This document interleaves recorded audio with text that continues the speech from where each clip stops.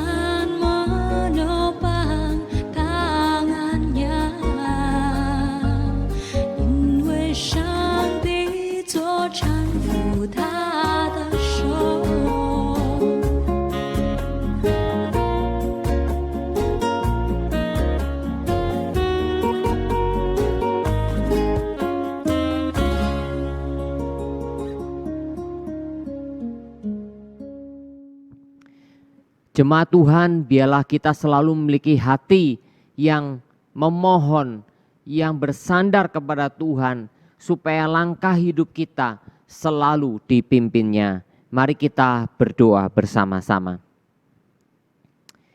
Bapa, bersyukur, berterima kasih kesempatan malam hari ini kami boleh bertemu kembali. Dan kiranya Tuhan yang memberkati seluruh rangkaian doa kami dari awal sampai akhir. Mohon pertolongan Tuhan, pimpinan Tuhan di dalam persekutuan doa ini dan juga di dalam kehidupan kami. Bapa, berkatilah sepenuhnya. Tolonglah hamba-Mu bisa mengarahkan dan memimpin seluruh rangkaian doa ini dari awal sampai akhir. Di dalam nama Tuhan kami Yesus Kristus kami berdoa. Amin. Jemaat Tuhan, kita akan bersama-sama menyanyikan lagu Ujilah Aku Tuhan.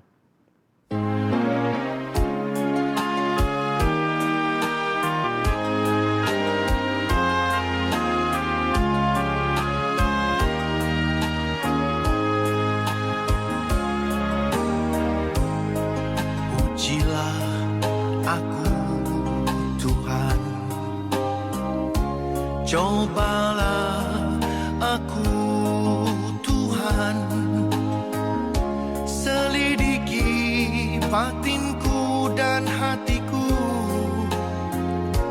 mataku tertuju padamu.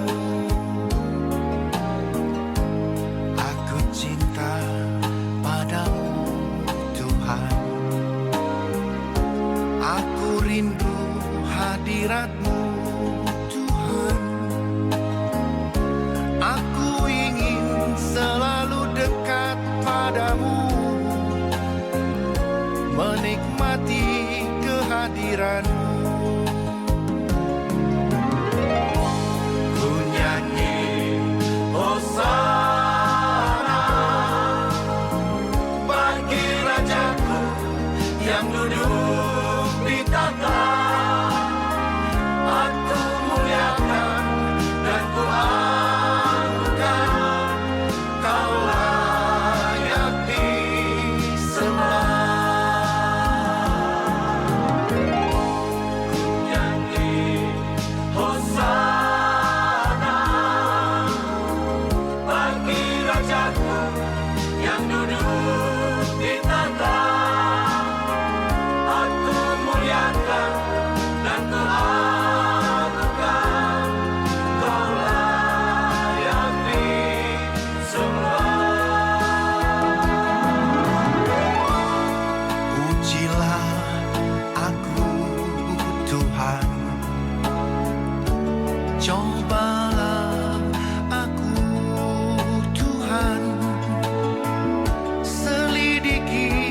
batinku dan hatiku,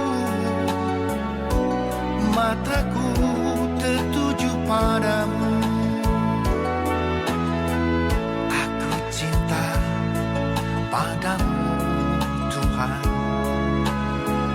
aku rindu hadirat-Mu Tuhan. Aku ingin selalu dekat padamu, menikmati kehadiran-Mu. Ku nyanyi Hosana bagi Rajaku yang duduk di tahta. Aku muliakan dan ku agungkan, Kau layak disembah.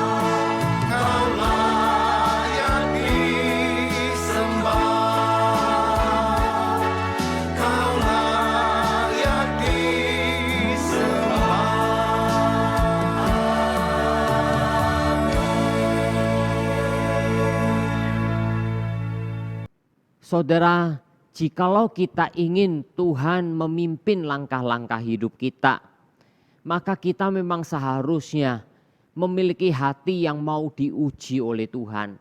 Hati, pikiran kita, bahkan juga seluruh perbuatan-perbuatan kita, supaya kita tidak menjadi serong, tetapi kita berjalan seturut dengan kehendak Tuhan. Mari saudara kita bersama-sama berdoa, mohon pimpinan Tuhan untuk renungan firman Tuhan pada malam hari ini. Mari kita berdoa. Bapa, kami serahkan renungan firman Tuhan yang akan kami renungkan bersama-sama. Kami akan membaca Alkitab dan kemudian kami akan mendengarkan apa yang perlu kami tahu ya Bapa, penguraian dari kebenaran firman Tuhan. Bersyukur berterima kasih Bapa, Engkau mendengar seru doa kami yang kami panjatkan dalam nama Tuhan Yesus Kristus. Amin. Jemaat Tuhan, kita membaca 1 Samuel 10 ayat 24. Demikian firman Tuhan. Dan Samuel berkata kepada seluruh bangsa itu, "Kamu lihatkah orang yang dipilih Tuhan itu? Sebab tidak ada seorang pun yang sama seperti dia di antara seluruh bangsa itu." Lalu bersoraklah seluruh bangsa itu demikian, "Hidup raja." Sekali lagi. Dan Samuel berkata kepada seluruh bangsa itu, "Kamu lihatkah orang yang dipilih Tuhan itu? Sebab tidak ada seorang pun yang sama seperti dia di antara seluruh bangsa itu." Lalu bersoraklah seluruh bangsa itu demikian, "Hidup raja." Saudara yang dikasihi Tuhan, tema kita, renungan kita pada malam hari ini adalah awal yang baik dari Raja Saul. Awal yang baik dari Raja Saul. Jemaat yang dikasihi oleh Tuhan, Raja Saul adalah raja pertama orang Israel. Kita tahu saudara bahwa dalam kepemimpinan Nabi Samuel yang sebetulnya bersifat teokrasi, di mana perintah-perintah Tuhan, pernyataan-pernyataan Tuhan diberikan kepada bangsa Israel melalui Nabi Samuel. Dan disitulah pemerintahan Tuhan terjadi atasnya. Namun saudara, bangsa Israel ingin seperti bangsa-bangsa lain. Mereka ingin memiliki seorang raja. Mereka ingin memiliki kerajaan. Mereka ingin, saudara, memiliki pasukan tentara. Mereka ingin seperti bangsa lain. Samuel bersedih, tetapi Tuhan katakan, "Samuel, kamu tidak perlu bersedih. Yang ditolak bukan kamu, tapi yang ditolak aku." Itu kata Tuhan.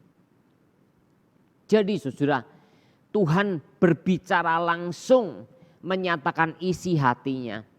Teokrasi ditolak oleh bangsa Israel. Dan mereka lebih menginginkan sebuah kerajaan. Bukan Allah yang memimpin, tetapi seorang raja yang memimpin. Dan keinginan ini diizinkan oleh Tuhan. Tuhan katakan kepada Samuel, "Pilihlah seorang raja, gak apa-apa, penuhilah keinginan mereka, pilihlah." Dan akhirnya terpilihlah seorang yang bernama Saul menjadi raja yang pertama dari orang Israel. Saudara, permulaan dari Raja Saul ini begitu sangat bagus sekali. Dia memiliki fisik yang mengagumkan. Kayak itu dikatakan, "Lihatkah orang yang dipilih Tuhan itu? Sebab tidak ada seorang pun yang sama seperti dia di antara orang Israel." Maksudnya apa, saudara? Maksudnya bahwa dari bahu ke atas, Saul lebih tinggi dari rata-rata orang Israel. Itu dikatakan di ayat yang ke-23. Dia seorang yang muda, seorang yang ganteng, gagah. Dia seorang yang berani dan bahkan dia juga populer. Artinya apa, saudara? Dia selalu menginginkan popularitas. Dalam arti dia sangat menggebu-gebu. Dia ingin menjadi yang pertama dan yang utama. Jadi saudara, di antara anak-anak muda yang ada di orang Israel, Saul lebih baik, lebih gagah, lebih tampan, lebih berwibawa seolah-olah, lebih berani dan populer. Saudara, Saul adalah seorang patriot. Saul adalah seorang pejuang yang luar biasa. Dia memiliki satu semangat. Dia begitu marah mendengar bagaimana orang-orang di daerah Yabesi Gilead ketika mereka diserang oleh orang-orang Amon, dikuasai dan dikepung di bawah kepemimpinan seorang yang bernama Nahas. Saudara, Saul dengan penuh keberanian, ya, saudara, menggerakkan seluruh tentara orang Israel dalam jumlah yang cukup besar, menanggapi dengan begitu cepat, ya, membawa semua tentara orang Israel ke sebelah timur Sungai Yordan. Dan luar biasa, Saul berhasil membebaskan penduduk kota Yabesi Gilead dari kepungan orang-orang Amon. Kemenangan ini adalah kemenangan yang sangat mencolok. Kemenangan ini adalah kemenangan yang sangat luar biasa. Sehingga Saul akhirnya dikukuhkan sebagai seorang raja. Seolah-olah menyatakan, inilah kepemimpinan Saul. Inilah seorang raja. Inilah keberanian seorang pahlawan. Inilah yang dicari-cari oleh bangsa Israel. Inilah yang diinginkan oleh mereka. Seorang yang bisa memimpin, yang bisa mengarahkan, yang bisa mengatur, yang dengan penuh keberanian, yang bertindak dengan cepat menghadapi, mengatasi semua permasalahan yang dihadapi oleh bangsa Israel. Saudara yang dikasihi oleh Tuhan, ini menjadi suatu perayaan yang besar. Karena itulah Nabi Samuel berkata, "Kamu lihatkah seorang yang dipilih Tuhan itu? Hai Israel, lihatkah orang yang dipilih oleh Tuhan itu? Dia tidak sama seperti orang-orang Israel lainnya." Saudara yang dikasihi oleh Tuhan, maka bangsa Israel menyambut pernyataan Nabi Samuel ini dengan perkataan, "Hidup raja, hidup raja." Saudara, gegap gempita yang luar biasa, yang tentu akan menjadi suatu kepercayaan, keyakinan, motivasi yang begitu kuat di dalam diri Saul untuk betul-betul memimpin Israel menjadi raja yang baik. Saudaraku yang dikasihi oleh Tuhan, begitu pula bukan hanya sekedar kepemimpinan secara militer, keberanian, gagah, perkasa dari Saul bertindak begitu cepat di dalamnya. Saudara, awal yang baik dari Raja Saul adalah apa? Ada satu hal yang dicatat di dalam Alkitab. Bukankah saudara, Tuhan mengurapi Raja Saul dengan rohnya yang kudus.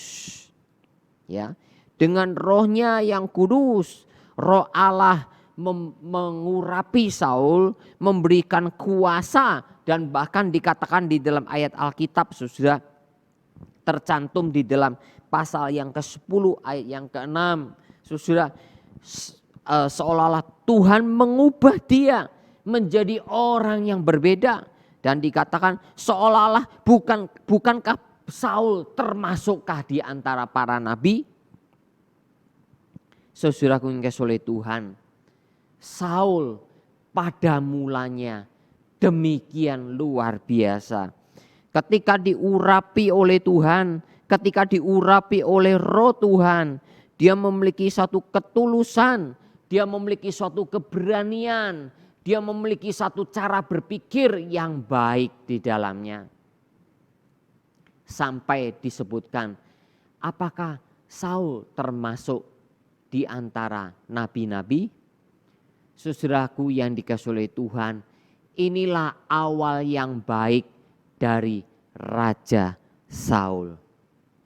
Tetapi saudara, awal yang baik ini tidak mampu dipertahankan oleh Saul sebagai raja. Saudara, dalam perjalanannya, di dalam pemerintahannya, saudara, Saul harusnya menyadari bahwa dia membutuhkan orang-orang lain. Dia tidak mungkin berjalan sendiri. Dia tidak mungkin sendirian memimpin bangsa Israel. Dia pasti membutuhkan panglima-panglima perang. Dia pasti membutuhkan rekan-rekan kerja yang baik. Saudaraku yang dikasihi oleh Tuhan, berawal dari dua peristiwa yang bermula terjadi. Yang pertama adalah ada kebanggaan dari orang-orang Israel terhadap anak dari Saul yang bernama Yonatan.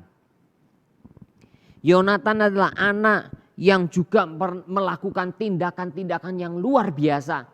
Dia juga menjadi panglima perang yang baik bagi kerajaan Israel. Saudara, ketika dia melihat bagaimana orang-orang Filistin terus-menerus mengganggu wilayah Israel, dan inilah yang tidak bisa dilakukan sepenuhnya oleh Raja Saul. Saudara, orang Filistin selalu mengganggu wilayah Israel, dan Raja Saul tidak berhasil menumpas semua perbuatan gangguan-gangguan dari orang Filistin. Sebab itu pada suatu kali Yonatan dengan tindakan yang luar biasa, dia naik ke batu cadas yang sangat curam dengan menggunakan tangan dan kakinya, kemudian menyerang dan menguasai pos penjagaan dari orang Filistin. Sehingga saudara, kelemahan orang Filistin mulai terjadi. Sebab itulah saudara, pada waktu peperangan tersebut saudara, Yonatan telah membawa keberhasilan, kemenangan yang besar, sehingga kekuatan Filistin semakin dilemahkan. Namun saudara, tanpa disadari, Saul melakukan tindakan yang bodoh. Bagaimana dia bersumpah untuk mengutuk setiap orang Israel, tentara Israel yang melakukan tindakan makan ataupun minum dalam peperangan itu. Tapi itu sebetulnya menjadi blunder, menjadi satu bahaya yang besar. Saudara, tetapi Yonatan melanggarnya. Namun bersyukur oleh karena bangsa Israel mengerti bahwa Yonatan tidak pernah tahu sumpah yang diucapkan oleh Raja Saul. Dan Yonatan juga melakukannya dengan tulus hati. Dan bagaimana Yonatan telah berperan besar, berjasa besar terhadap bangsa Israel dalam memperlemah kekuatan bangsa Filistin. Itu yang pertama. Yang kedua adalah Daud, orang kepercayaan yang memang berada di lingkungan istana Raja Saul, bahkan bermain kecapi untuk menghibur Raja Saul. Orang yang bisa dipercaya, orang yang begitu tulus hati. Bagaimana ketika Raja Saul dengan pasukannya ditantang oleh pasukan Filistin untuk berduel, untuk berperang satu melawan satu. Orang Filistin mempercayakan kepada seorang pahlawan, seorang tentara yang gagah perkasa yang bernama Goliat. Dan siapakah di antara orang Israel yang berani berperang, duel satu lawan satu dengan Goliat? Dan semua orang Israel, semua tentara, termasuk Raja Saul, begitu ciut hatinya melihat perawakan Goliat yang tinggi besar, yang melebihi dari semua tentara yang ada. Dan bagaimana dengan gadanya yang begitu besar, dengan senjatanya yang begitu mematikan. Sambil mengolok-olok Tuhan Yahweh, Tuhan bangsa Israel. Dan saudara, tidak ada seorang pun yang berani. Saul pun tidak berani. Ciut hatinya, sekalipun Tuhan diolok-olok, mereka tidak punya satu keberanian untuk melawannya. Karena nama Tuhan sedang dipermalukan oleh bangsa Filistin lewat Goliat. Saudaraku yang kasih oleh Tuhan, mendengar itu semua, Daud begitu marah dalam hatinya. Nama Tuhan diperolok-olok, nama Tuhan dipermalukan. Bukankah Tuhan adalah Tuhan sang pencipta? Bukankah Tuhan adalah Tuhan yang maha kuasa? Bukankah Tuhan yang mengatur segala sesuatu? Bukankah Tuhan yang juga mengalahkan segalanya di dalam peperangan? Daud dengan penuh keberanian, tidak berbekalkan baju zirah dengan pedang, alat-alat untuk berperang. Karena Daud ketika dilengkapi dengan baju zirah, dilengkapi dengan senjata-senjata, tameng dan senjata pedang dari bangsa Israel, Daud tidak kuat untuk mengemban semuanya itu. Daud melepaskan semuanya dan hanya berdasarkan kepada pengumpan tali, pengumpan untuk melempar dengan batu yang biasa dia lakukan pada waktu menggembala domba-domba. Kelihatan remeh, tetapi Daud melakukan semuanya atas nama Tuhan. Karena Tuhan sedang dipermalukan. Karena Tuhan sedang diolok-olok. Padahal Tuhan itu maha kuasa.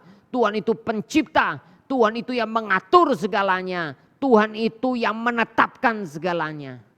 Dengan kepercayaan itu, Daud mengalahkan Goliat. Dan akhirnya berulang kali terjadi. Daud mengalahkan bangsa Filistin. Karena itu terjadilah saudara, di antara orang Israel satu sanjungan-sanjungan. Kalau Saul mengalahkan beribu-ribu musuh, maka Daud mengalahkan berlaksa-laksa musuh.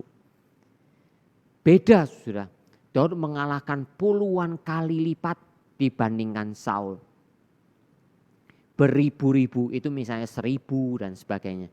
Berlaksa-laksa itu berarti puluhan ribu.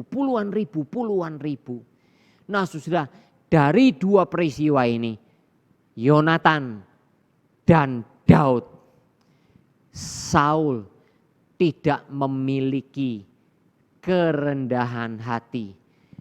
Hati yang besar, jiwa yang besar untuk menerima kemenangan-kemenangan orang lain atas musuh-musuh.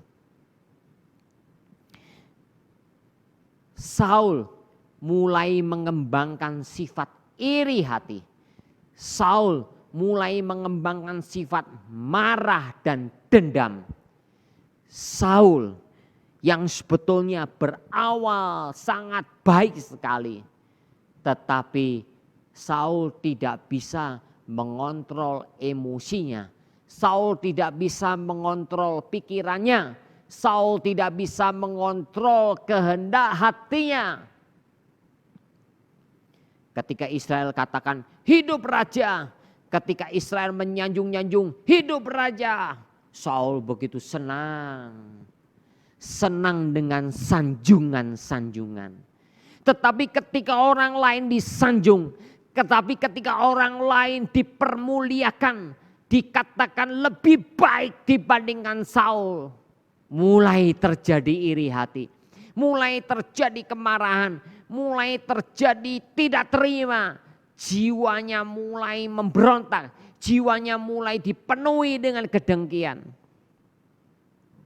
Saudara-saudara yang dikasihi oleh Tuhan, karena itulah ketidakmampuan dari Saul untuk menguasai dirinya, menguasai hatinya, menguasai pikirannya, menguasai kecurigaannya, menguasai kecongkakannya, menguasai iri hatinya, menguasai dendamnya, menguasai amarahnya. Saul tidak bisa melakukan itu. Itulah yang akhirnya menjadi hal yang sangat buruk bagi Raja Saul. Awal yang baik tidak menjamin sepenuhnya menjadi akhir yang baik. Mungkin saudara bertanya, bukankah Saul diurapi oleh Roh Tuhan? Betul. Pada awalnya Saul diurapi oleh Roh Tuhan. Ketika diurapi, dia penuh keberanian, dia penuh perhitungan, dia penuh dengan pertolongan Tuhan. Kuasa Tuhan menyertai, dia bisa bertindak dengan cepat, dia bisa melakukan peperangan dengan baik. Puji Tuhan. Tetapi saudara harus ingat, orang yang diurapi oleh Tuhan adalah orang yang sepenuhnya masih memiliki tanda petik kehendak bebas. Saudara, beda antara roh jahat ketika menguasai seseorang dengan roh Tuhan ketika mengurapi seseorang. Roh Tuhan ketika mengurapi seseorang, roh Tuhan ketika memimpin seseorang, orang percaya tentunya. Maka saudara, Roh Tuhan tidak melakukan satu penguasaan yang utuh dalam arti saudara membuat diri orang tersebut tidak memiliki kehendak bebas. Tidak mampu berpikir lagi, tidak mampu berkehendak lagi. Tidak demikian. Beda dengan roh jahat. Ketika roh jahat menguasai seseorang, maka orang tersebut tidak punya kesadaran. Orang tersebut tidak punya kehendak. Orang tersebut tidak bisa berpikir. Orang tersebut tidak bisa menimbang dengan baik. Itulah perbedaannya. Karena itu saudara, mengapa saya katakan pada beberapa minggu yang lalu saudara, seperti misalnya saja Yefta dikuasai atau diurapi oleh Roh Tuhan. Tapi mengapa Yefta bisa mengucapkan sumpah yang demikian sangat konyol? Saudara, begitu pula dengan Raja Saul. Sekalipun diurapi oleh Roh Tuhan, tapi mengapa dia bisa mengucapkan sumpah yang juga konyol, memberikan kutuk kepada setiap orang siapapun yang makan dan minum dalam peperangan. Saudara-saudara yang kasih oleh Tuhan, Roh Tuhan, Roh Kudus ketika mengurapi saudara dan saya, mengurapi setiap orang Kristen, Roh Kudus itu memimpin, Roh Kudus itu mengarahkan, Roh Kudus itu masih berbicara, berbisik di dalam hati pikiran kita. Supaya saudara dan saya menimbang, supaya saudara dan saya mengingat firman Tuhan, supaya saudara dan saya punya hati yang mencintai Tuhan, dan seterusnya dan seterusnya. Roh Kudus, Roh Tuhan selalu bersifat positif, selalu bersifat luar biasa bijaksananya dalam memimpin kehidupan kita. Namun bagaimana dengan kita? Seperti Saul, awalnya baik, tetapi karena dia tidak mampu mengontrol emosinya, dia tidak mampu mengendalikan dirinya, dia tidak mampu mengendalikan kecongkakannya, iri hatinya, amarahnya dan seterusnya. Akhirnya dia dibuang oleh Tuhan. Bahkan akhirnya saudara, ini yang sangat menyedihkan. Bukan Roh Kudus yang terus mengurapi Raja Saul, tapi roh jahat yang diutus tanda petik, yang diizinkan oleh Tuhan, yang selalu mengganggu Raja Saul. Saudara yang dikasihi oleh Tuhan, awal yang baik dari Raja Saul. Namun sudah diakhiri dengan tidak baik oleh Raja Saul. Ini menjadi pelajaran penting bagi saudara dan saya untuk terus menyandarkan diri kepada Tuhan. Belajarlah menguasai diri kita, menguasai emosi kita. Kalau ada dendam, iri hati, amarah, dan sebagainya. Apalagi kalau saudara dan saya hanya mencari pujian manusia, saudara dan saya akan kecewa di hadapan Tuhan. Puji-pujian manusia tidak akan langgeng. Puji-pujian manusia tidak bersifat tanda petik tulus. Pujian manusia tidak pernah betul-betul tepat di dalamnya. Tetapi siapa yang dipuji Tuhan akan tahan uji. Itu yang dikatakan oleh Alkitab. Yang dipuji oleh manusia tidak akan tahan uji. Tetapi yang dipuji oleh Tuhan akan tahan uji. Seperti Ayub yang dipuji Tuhan. Akhirnya dia tahan uji adanya. Saudara, bagaimana dengan kita? Mari kita terus belajar untuk bersandar Tuhan, dipimpin oleh Roh Tuhan, dekat dengan Tuhan, membaca firman Tuhan, merenungkan firman Tuhan setiap hari. Disitulah pimpinan Tuhan nyata. Kita bisa mengontrol emosi kita, mengontrol diri kita, mengontrol kemarahan kita. Kita bisa mengontrol bahkan dosa yang selalu mengintip di depan pintu hati kita. Kita bisa kalahkan, kita bisa tolak oleh karena Tuhan dan firman-Nya, Roh-Nya yang kudus akan menolong kita semua. Tuhan memberkati firman-Nya. Amin. Mari kita bersama-sama menyanyikan lagu Ujilah Aku Tuhan.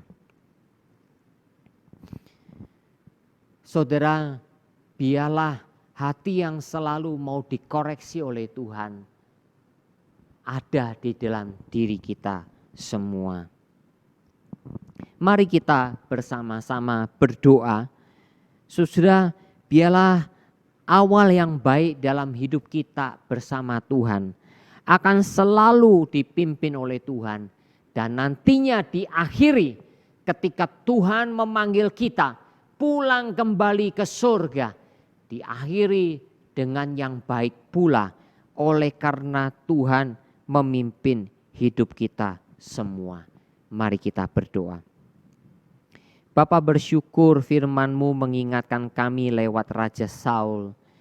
Awal yang baik biarlah boleh terus diteruskan sampai kepada akhir yang baik. Hanya semata-mata pertolongan Tuhan yang memimpin kami supaya kami bisa mengendalikan emosi kami, mengendalikan diri kami, mengendalikan amarah kami. Jangan sampai kami dikuasai iri hati dan sebagainya. Dan yang terpenting Bapa, kami tidak mencari pujian manusia. Karena pujian manusia tidak pernah sepenuhnya benar. Pujian manusia bersifat sangat subjektif. Pujian manusia punya motivasi-motivasi yang lain. Tetapi ya Tuhan, kalau Tuhan memuji kami, seperti firman-Mu mengatakan, yang dipuji Tuhan itulah yang tahan uji. Mari tolong, mari pimpin kami ya Bapa, supaya kami boleh menjadi orang Kristen yang awalnya baik dan akan berakhir dengan baik. Bersyukur, berterima kasih Bapa. Dalam nama Tuhan Yesus Kristus kami berdoa. Amin. Mari kita doakan untuk ibadah online gereja kita yang sudah dimulai dengan baik. Biarlah terus menerus Tuhan menyertai. Kita tidak tahu sampai kapan sudah ibadah online ini akan terus berlangsung. Tetapi kita percaya Tuhan akan berikan kekuatan, Tuhan akan berikan ketahanan, Tuhan akan berikan pertolongan buat kita semua. Mari kita berdoa. Bersyukur Bapak ibadah online gereja kami baik umum maupun doa, bahkan juga sekolah minggu, remaja dan pemuda. Semua sudah diawali dengan baik dan kiranya Tuhan terus menyertai kami, memberikan kepada kami kekuatan, memberikan kepada kami daya tahan, memberikan kepada kami semangat. Dan juga ya Bapa, hikmat-Mu selalu Kau berikan kepada kami. Sehingga ya Bapa, ibadah online ini bisa terus dilanjutkan. Kami tidak tahu sampai kapan ya Bapa, tetapi kami percaya Tuhan akan menolong kami semua. Dengar doa kami Bapa, dalam nama Tuhan Yesus Kristus. Amin. Mari kita doakan untuk hidup keluarga kita semua, agar boleh diawali dengan baik dan diakhiri dengan baik. Doakan juga untuk studi anak-anak cucu-cucu kita. Biarlah diawali dengan baik dan diakhiri dengan baik. Mari kita berdoa bersama. Bapa Surgawi, bersyukur untuk keluarga kami. Bapa, sertailah supaya hidup keluarga kami semua boleh diawali dengan baik dan diakhiri dengan baik pula. Bapa, kan itu pimpinlah baik hubungan suami istri, hubungan orang tua dan anak, hubungan antar keluarga famili. Bapa, sertai dan pimpin kami. Begitu pula dengan studi anak-anak cucu-cucu kami semua ya Bapa, yang diawali dengan baik, biarlah juga bisa diakhiri dengan baik. Kami serahkan ke dalam tangan kasih Tuhan saja. Dengar seluruh doa kami Bapa, dalam nama Tuhan Yesus Kristus. Amin. Saudara, kita bersyukur untuk Lause Lewi yang sudah melayani bersama kita. Memang tidak sepenuhnya 1 tahun, tetapi hampir 1 tahun. Biarlah Tuhan menyertai pelayanannya berikutnya. Dan kita doakan untuk penginjil Stefani yang akan datang di tengah-tengah kita. Hari ini dia datang di tengah-tengah kita dan akan mulai pelayanan mulai per 1 September. Ya, Lause Stefani. Biarlah dia bisa mengawali dengan baik dan terus melayani bersama kita. Itulah yang kita harapkan saudara, agar Tuhan juga mengurapi hambanya ini, Guru Injil Stefani. Mari kita berdoa bersama. Bersyukur Bapa untuk Lause Lewi yang sudah melayani bersama kami. Walaupun tidak sepenuhnya 1 tahun, tapi Engkau akan pimpin dia ya Bapa untuk pelayanan selanjutnya. Karena dia akan selesai pelayanan di tengah-tengah kami akhir Agustus ini. Namun Bapak, Engkau juga sertai, bersyukur untuk penginjil Stefani yang Tuhan sudah kirimkan buat kami. Tolonglah Bapak, hari ini dia sudah bersama dengan kami, sudah berada di kota Surabaya. Kau memberkati dia Bapak selama isolasi mandiri. Dan nanti per 1 September dia akan mulai melayani bersama dengan kami. Sertailah dia Bapak, biarlah dia boleh mengawali dengan baik pelayanannya. Dan bersama dengan kami selama mungkin ya Bapa, untuk bisa bertumbuh bersama-sama. Dan Engkau mengurapi dia sehingga dia bisa melayani dengan baik. Baik di sekolah minggu, baik di remaja. Dan juga bersama-sama kami menangani pemuda. Engkau sediakan beserta dengan kami. Engkau beserta dengan penginjil Stefani ya Bapa. Dia boleh betul-betul dipakai oleh Tuhan. Dengan penuh kerendahan hati, kami percaya ya Tuhan, Engkau akan berkuasa, Engkau akan mengurapi, Engkau akan memimpin, sehingga perkembangan gereja kami pun menjadi semakin nyata. Dengar doa kami Bapa, dalam nama Tuhan Yesus Kristus. Amin. Saudara, mari kita doakan untuk vaksinasi yang sudah dimulai dengan baik. Biarlah boleh terus dilaksanakan dan diakhiri dengan baik. Kira-kira 70% penduduk Indonesia boleh divaksin lengkap sehingga terjadi kekebalan masyarakat, herd immunity. Doakanlah supaya masyarakat tetap sekalipun sudah divaksin mematuhi protokol kesehatan. Mari kita berdoa. Bapak, bersyukur untuk vaksinasi di Indonesia sudah diawali dengan baik. Bersyukur Bapak, boleh dikatakan sudah 50 juta lebih penduduk Indonesia yang menerima vaksin yang pertama. Dan sudah lebih dari 25 juta menerima vaksin secara lengkap. Bapa, kami sadar masih terlalu jauh ya Bapa apa yang diharapkan oleh pemerintah kami, karena sekitar 200 juta penduduk Indonesia, 70% boleh mendapatkan vaksinasi secara lengkap. Tuhan, tolonglah, awal yang baik biarlah bisa diakhiri dengan baik. Engkau tolong ya Tuhan, Bio Farma yang menyiapkan vaksin-vaksin itu, dan biarlah bersama dengan Satgas Covid dan Kementerian Kesehatan menyalurkan secara merata ke seluruh Indonesia, dan vaksinator-vaksinator melakukannya dengan baik, dengan penuh kejujuran ya Bapak.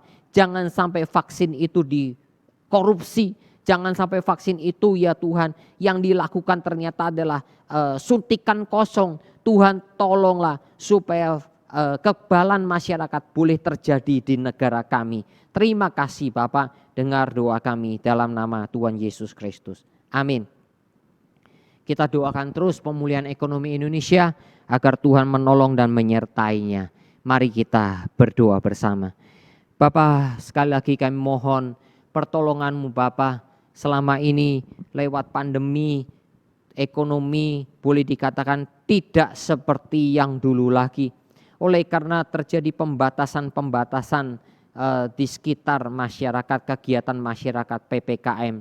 Tuhan tolonglah, karena cukup juga banyak perusahaan yang tutup, bahkan ya Tuhan usaha-usaha sepi.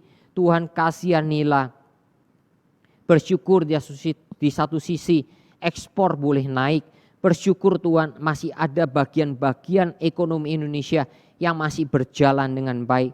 Tapi tolong ya Papa, semuanya bisa diatur oleh Kementerian Keuangan, Kementerian Perdagangan, Kementerian Pertanian, Kementerian Investasi, dan segalanya yang berkenaan dengan ekonomi negara ini, termasuk Bank Indonesia. Mari Engkau tolong Bapak, supaya ekonomi Indonesia boleh tetap bertahan, dan bahkan ketika herd immunity mulai terjadi kebangkitan ekonomi yang baik. Terima kasih ya Bapak, terima kasih. Kami sungguh mau menyerahkan ya Bapak seluruh doa-doa yang telah kami panjatkan ke dalam tangan-Mu. Tuhan, bersyukur Kau telah memimpin seluruh rangkaian doa kami dari awal sampai akhir. Dalam nama Tuhan Yesus Kristus kami berdoa. Amin. Persetujuan doa selesai. Tuhan Yesus memberkati. Bersaat teduh. Amin.